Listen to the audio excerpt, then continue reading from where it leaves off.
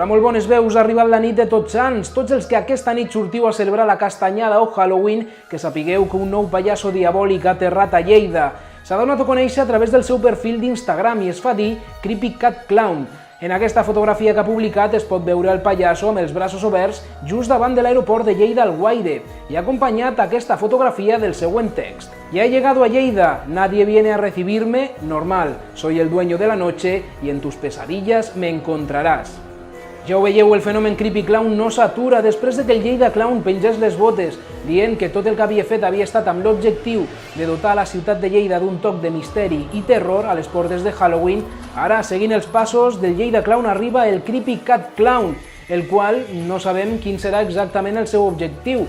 Pel text que acompanya la fotografia entenem que també pretén espantar a la gent que passi pel carrer, però no ho aconseguirà, perquè aquesta fotografia publicada per aquest suposat personatge es tracta clarament d'un muntatge fotogràfic. No és un tema per fer broma. Hem de dir que fins i tot la Policia Nacional ha publicat a Twitter una sèrie de recomanacions i consells de com passar una nit de Halloween segura.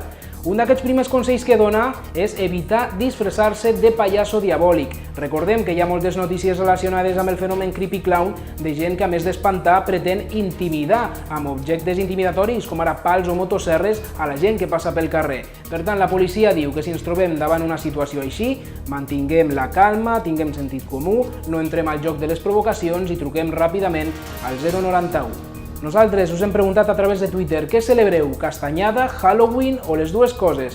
Com veiem, un alt percentatge de les veus que heu respost a aquesta enquesta sou tradicionals, us mengeu les castanyes i els panellets, tot i que també hi ha un percentatge no tan elevat que us els mengeu disfressats, ja que celebreu les dues coses.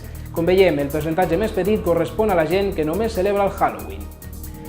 Això és tot, moltes gràcies per la vostra atenció i eviteu els Creepy Clowns. Fins aviat.